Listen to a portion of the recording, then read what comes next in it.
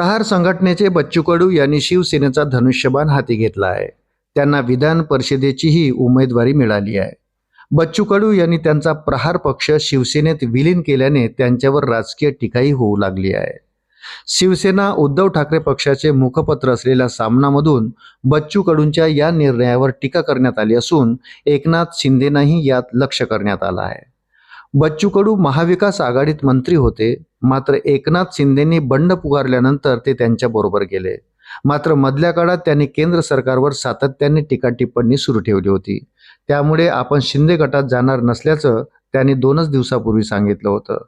त्यावर सामनातून आता टीका करण्यात आली आहे। अग्रलेखात म्हटलंय, अमरावती विभागात बराच काळ आमदार व मंत्री असलेले श्रीमान बच्चू कडू यांनी स्वतःला मिंदे गटात विलीन करून जिवंत समाधी घेतली। या समाधी सोहळ्यास स्वतः उपमुख्यमंत्री मिंदे व कडू यांचे अनुयायी हजर होते।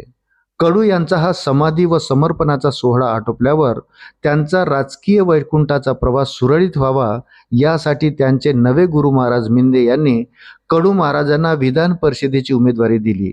त्यामुळे समाधी अवस्थेत कडू यांना देव दिसला। कडू हे विधानसभा निवडणूक हरले तेव्हापासून ते पाण्याबाहेर पडलेल्या माशाप्रमाणे तडफडताना दिसत होते। एका सामाजिक कार्यकर्त्यांची ही तडफड समाजाला अस्वस्थ करणारी आहे। कडू यांनी शेतकऱ्यांच्या प्रश्नासाठी मोर्चे काढले, आंदोलने केली, दिव्यांगाच्या वंचिताच्या प्रश्नावर सतत आवाज उठवला।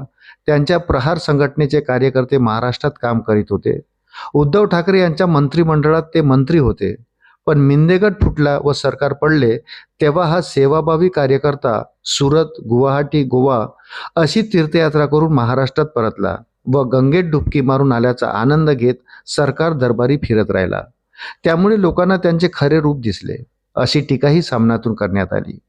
कोविड काळानंतर सत्ता बदलाची चाहूल लागताच अपंग शेतमजुराच्या कल्याणासाठी त्यांनी मिंद्यांची भलामण सुरू केली। ही भलामण करूनही मंत्रिपद मिळाले नाही तेव्हा पुन्हा सरकारवर टीका सुरू केली, उपोषणे, आंदोलने सुरू केली। कडू महाराज 2024च्या विधानसभा निवडणुकीत हरले। त्यांची आमदारकीची वस्त्रे जनतेने उतरवली तेव्हापासून त्यांची तडफड सुरू होती। या तडफडणाऱ्या आत्म्याने शरीरावर नवीन वस्त्रे परिधान करून मिंदे पक्षात प्रवेश केला व पुन्हा आमदार म्हणून प्राणज्योतीचा दिवा पेटवला, असंही अग्रलेखात म्हटलं आहे। आमदारकीसाठी कडू महाराजांनी घेतलेली ही समाधी म्हणजे समाजकारणाच्या नावाखाली सुरू असलेल्या ढोंगाचा पर्दाफाश आहे। त्यामुळे कडू महाराज हे मिंद्याची ताकद वाढवण्यासाठी प्रामाणिकपणे काम करणार आहेत। मात्र त्याआधी त्यांचे विधान होते की आम्ही मिंद्यासोबत आमदारकीसाठी जाणार नाही, आमदारकीसाठी मिंद्यासोबत जाण्याएवढे आम्ही नालायक नाही। कडू महाराजांनी हे 2 दिवसापूर्वीच सांगितले होते।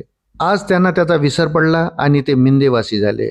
अमरावतीत बच्चू कडू विरुद्ध रवी राणा असा संघर्ष आहे। 2 नौटंकी मधला हा संघर्ष म्हणजे जनतेला मूर्ख बनवण्याचे धंदे आहेत। राणा यांना भाजपने उमेदवारी दिली तेव्हा ही लाचारी असल्याची टीका कडू यांनी केली। मग आता कडू महाराजांनी जी समाधी घेतली ती लाचारीची कोणती पायरी समजायची, असा प्रश्नही त्यांनी विचारला। अशाच नवनवीन अपडेट्ससाठी व्हिडिओला लाईक आणि चॅनलला सबस्क्राईब जरूर करा। धन्यवाद।